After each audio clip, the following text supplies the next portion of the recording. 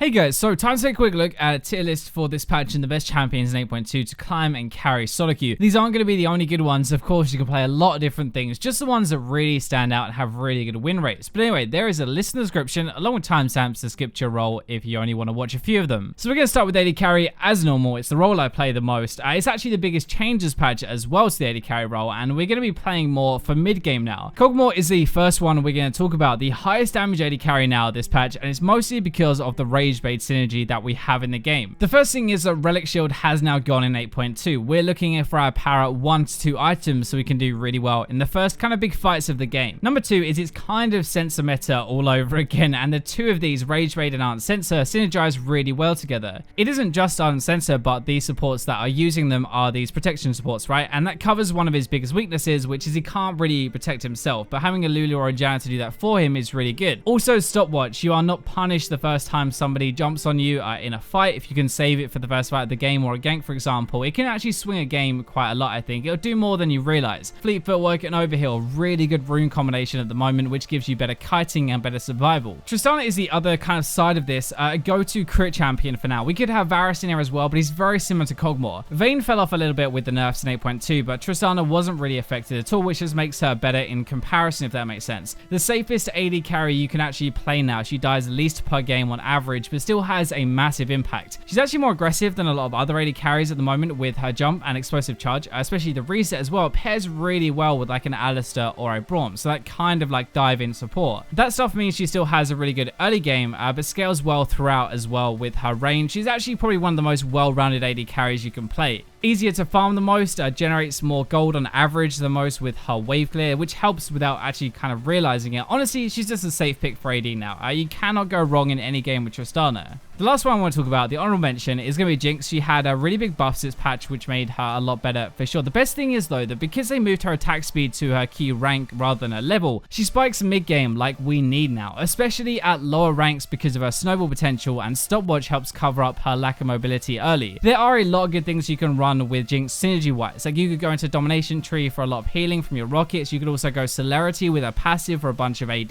I honestly really like her E-change as well though, the blocks movement spells now. It can help you out a ton. So let's go into the mid lane. Right now it seems like we have Ryze and Azir as the proper high-elo meta, but for normal solo queue they're kind of a bit hit and miss. That is why Orianna is going to be the first one we're going to look at, since the Malzahar nerfs did hit him pretty hard. Orianna is always good, right? She's pretty safe, more of a team pick than a proper hard carry mid laner, but in this meta that is not a bad thing. We have a lot more priority on these spiking AD carries and protecting them and rage bait and stuff. If you think about it, when you have an Orianna and a Lulu or something protecting a Kog'Maw, no matter how far behind you are always going to stand a chance to win that game. I think that's the kind of synergy that can really bring Orianna up to the best solo queue pick. It just makes her so much better, and she's already a safe pick. You can do pretty well in the matchups we have at the moment. Her win rate has spiked up this patch as well, but it's more just the entire game as a whole. You can win your lane, you can bully, you have a massive ultimate and impact yourself, but you have this second side which takes you to another level now. Xerath is still really good for solo queue, so he's going to be the other one we're going to mention, even after all of the nerfs they keep throwing at him, like the sorcery changes and stuff directly to him as well.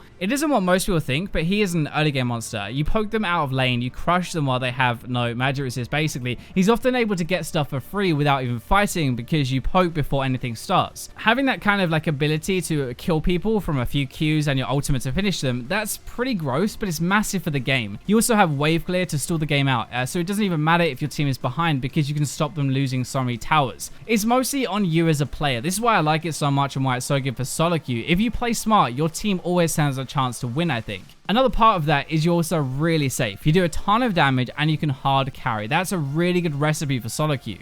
Veigar has risen up this patch and he is pretty similar to Malzahar in a way. I know it's kind of weird, but Malzahar has his ultimate, right, lockdown, and Veigar has his cage. It isn't quite the same, but they still have a very similar effect in the mid game, providing that stun and that kind of setup and stuff if you place it properly. Veigar just does way more damage on top of that though, which is why he's so good, and Unsealed Spellbook is really helping him out at the moment. Not only does it make your like lane laning and your team fight better with proper summoner choice for each of those, but if you have to flash away because you have no mobility, you'll have it up a lot sooner. In the jungle, we obviously have the plague that is Nunu. You can choose your LP that way, taking a 20-minute Baron with azir if you want to, but let's look at some others. Warwick is the most well-rounded jungler you can play, and in theory, able to one-trick him and be good in any single game that you're going to pick him in. Sejuani is better engaged with better crowd control and a better tank as well, so if that's your playstyle, you can pick Sejuani. Kayn or Jarvan are better scaling damage junglers who can disrupt as well, but Warwick is like those kind of things mixed together. He can do everything, he's just not a master of anything, but that's a really good thing to have for solo queue. He's extremely good for the first few phases of the game. Before about 3 items, he is virtually impossible to deal with, and as we've already said this video, that is kind of what we want from our champions at the moment. If he gets ahead with his damage reduction, his healing as well, his fear and stuff like that, he will probably never die as long as he has his Cinderhulk and is ahead of the curve. He is also an amazing jeweler, right? Anybody a bit squishier, so like a damage jungler for example, he will kill if he finds them alone, so he's really good at shutting those down. Shyvana is completely different. Still really good even if she has dropped a little bit this patch as people are kind of getting used to playing versus her more. She is kind of like the Master Yi of this season right now. She'll farm for a while, you'll forget that she's in the game completely, and then she'll remind you with a big old slap after 10 minutes. At Gold and below, she is pushing over a 55% win rate, which is extremely high, and I'm kind of surprised Riot haven't done anything about that at the moment. She's really good.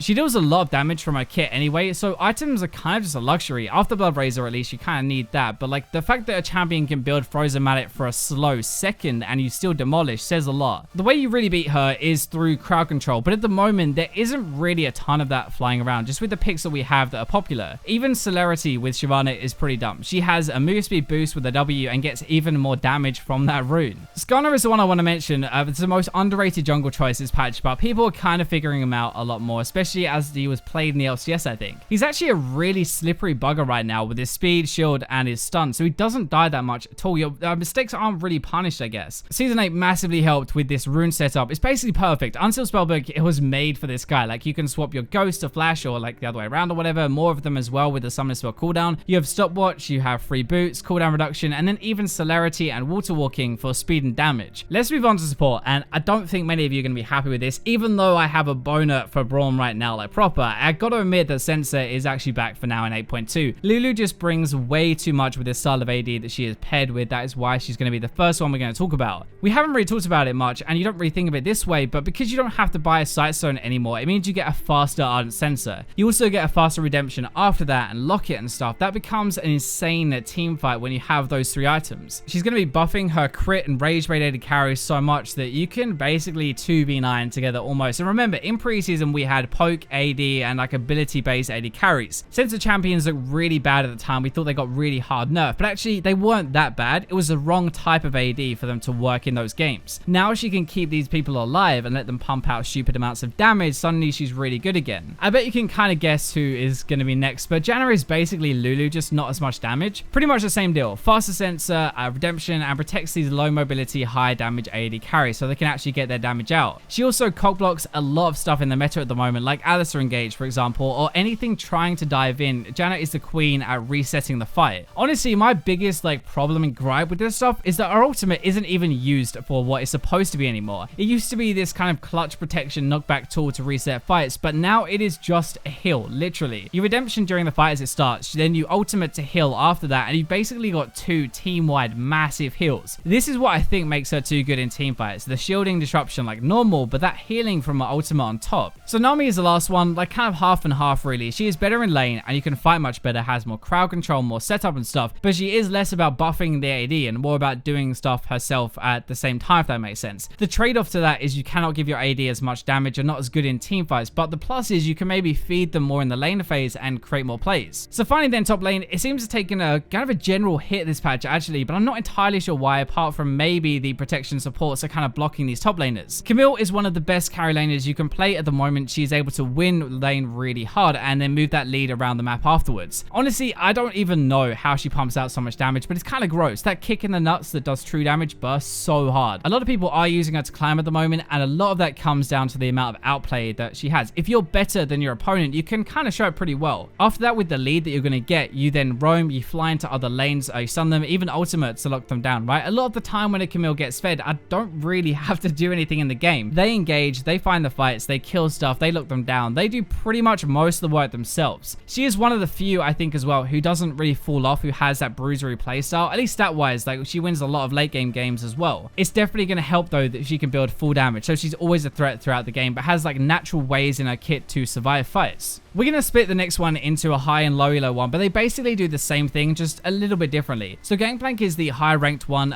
really good damage, and especially mid game with its 3 items now, Treaty Force, Derrick's, and Ghostblade. That combo everybody uses right now is really, really good. The arm pen and the bonus sheen damage is where most of your damage actually comes from. It's a ton of burst, and it can actually get through these defensive supports as well. There's not much they can do. A lot of this comes down to how much gold he's earning. Klepto nerfs barely touched him, honestly. Does a load of damage still, gets a load of assists from his ultimate around the map, which is also where that gold comes from. He's kind of a bit awkward to play and learn, but his win rate has spiked up the last few patches. He's kind of getting better. Nasus is the reverses a little bit. He's kind of getting weaker, but not at every rank. He's the lower ranked version for me. He does a very similar job to Gangplank, but can kind of get punished harder early. That doesn't really matter at lower ranks, and even though his win rate drops at plat and above, gold and below, he's still the best you can play. It's like a ticking time bomb, right? You don't deal with him early enough, and he will eventually scale, stack, and pretty much win the game through split push or just a monster team fight. He can honestly win his lane versus a bad player, which should be a little more likely at lower ranks as well, you'd kind of think anyway. Wither has really good utility for team fights, more than the slow as well, like the attack speed stuff. You don't really realize how much that whole package affects the fight outcome. Like if the enemy AD carry can't really attack very much, then you're obviously going to do a lot better. Even your E as well, right? You put that down for damage, most people do anyway, but actually every AD champion on your team will be doing a ton more damage. Let's be honest, Last Whisper isn't the most popular item right now either, and Nasus is basically giving a free Last Whisper with his E. So there you go. Those are the best champions in each role right now, with a quick explanation of what changed and why they are so good in 8.2. Hope you enjoyed the video. Leave a like if you did, but for now, I'll leave you with the robots.